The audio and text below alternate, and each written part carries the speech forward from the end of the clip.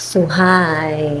So, andito tayo sa Daraga Tourist Inn. So, this is another Tourist Inn na ipapakita ko sa inyo kung ano yung pagkakaiba nila ng Legazpi Tourist Inn. Di ba? Nakarating na tayo doon. Okay.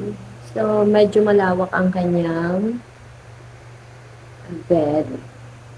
So, kung gusto mo ng malawak yung bed, kahit yung double ang kunin mo, komportable ka kasi meron siyang yan, malapad na bed. At meron talaga siya. Ito for double na to. Ito naman for single. Yan. Meron na siyang TV. Meron pa siyang wifi.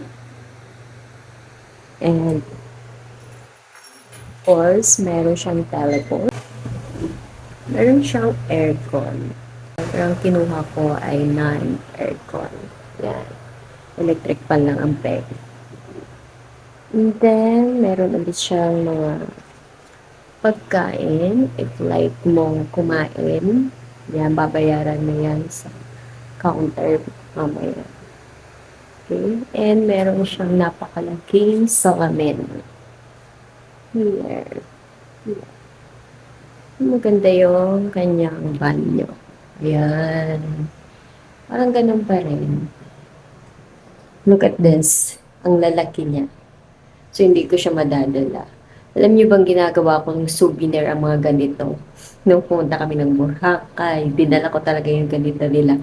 Kasi ginagawa kong souvenir at dinidisplay ko sa bahay. Actually, gusto kong lagyan ng ng cabinet for that sa bahay. Yung mga souvenir ko na nakukuha sa mga hotel. Di ba? Kakaiba yun.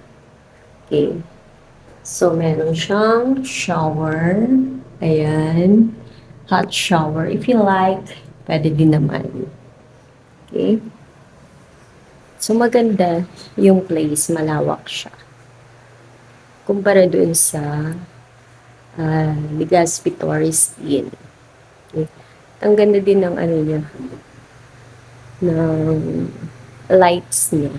Here is the rate of this Tourist Inn and ipapakita ko next video yung mga iba pa nilang amenities.